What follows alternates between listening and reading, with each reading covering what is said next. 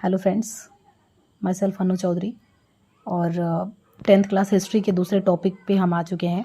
अभी दूसरा टॉपिक जो हमारा है जो है फ्रेंच रेवोल्यूशंस। तो सबसे पहले हम देखेंगे कि इसमें जो लिखा हुआ है French revolutions and the their causes. तो दो चीज़ के ऊपर हम बात करने वाले हैं, पहला फ्रेंच रेवोल्यूशंस और दूसरा उसके कॉजेस क्या थे। तो ये जो 10th class nationalism in Europe जब हम जिस टॉपिक को मैंने वीडियोस बनाया था, सेम उसी में के ही सेकंड टॉपिक है हमारा, जो कि फ्रेंच रेवोल्यूशंस के बारे में बात करता है।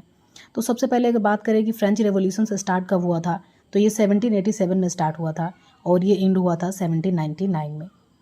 ठीक है। सेकेंड पॉइंट इससे रिलेटेड जो है वो है इसने जो है फ्रेंच मोनार्की को एंड कर दिया। मतलब कि जो इसमें फ्रेंच रेवोल्यूशन जब हो रहा था, उसके बाद जब फ्रेंच रेवोल्यूशन एंड हुआ तो उस टाइम से क्या हुआ, मोनार्की जो रूलर हुआ करते थे, मोनार्की दैट मीन्स कि जहाँ पे किंग जो रूलिंग करते हैं उसको बोलते हैं मोनार्की या मोनार्किकल स्टेट या मोनार्किकल कंट्री जिसको बोलते हैं।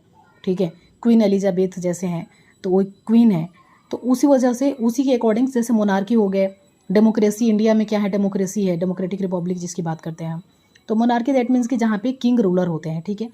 थर्ड पॉइंट इसमें का जो है कि अब जब ये हमारा फ्रेंच रेवोल्यूशन जब स्टार्ट हुआ 1787 में और एंड हुआ 1799 में, तो जब एंड हुआ उसके बाद नेपोलियन बोनापार्ट जो है पावर में आ गया था, यानी 1799 में end of the French revolution के साथ ही।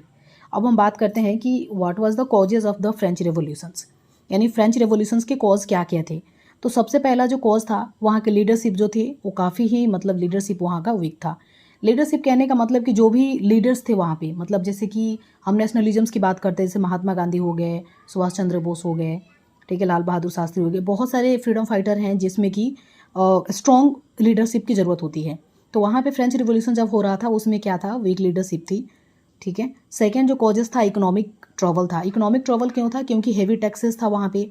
ठीक है। बैड वेदर वहाँ का था, क्रॉप फेल्योर था, यानी कि इकोनॉमिक कंडीशन जिससे हमारी इकोनॉमिक कंडीशन थोड़ी ठीक हो सकती है, वो सारी इकोनॉमिक कंडीशन वहाँ पे सारे के सारे क्या थे, बैड्स थे, जिसकी वजह से इकोनॉमिक ट्रबल्स हुए थे। ठीक है।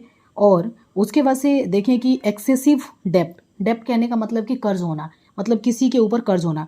मतलब इंडिया भी किसी भी काम को अगर गवर्नमेंट हमारी करती है तो दैट मीन्स कि वो भी किसी भी काम को करने के लिए कोई एक स्कीम चला रही है, चाहे किसी भी चीज़ को, तो उसने भी किसी ना किसी कंट्री से डेप्ट मतलब कि कर्ज लिए होते हैं।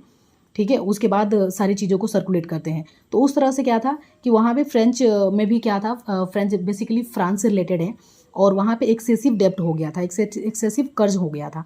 ठीक है। उसके बाद से इनलाइटनमेंट आइडियाज़ की अगर बात करें तो इसमें तीन जो थिंकर्स हैं काफ़ी इंपॉर्टेंट है, जैसे कि रोसो हो गए, मोंटेस्क्यू हो गए और जॉन लॉक हो गए। अब इस थिंकर्स के बारे में मैं आपको बता दूं कि ये हमारे वेस्टर्न पॉलिटिकल थॉट्स में आते हैं। वेस्टर्न पॉलिटिकल थॉट्स मतलब कि जब हम पढ़ते हैं तो उसमें मॉडर्न थिंकर में ये आते हैं। मॉडर्न थिंकर इसलिए कह रहे हैं क्योंकि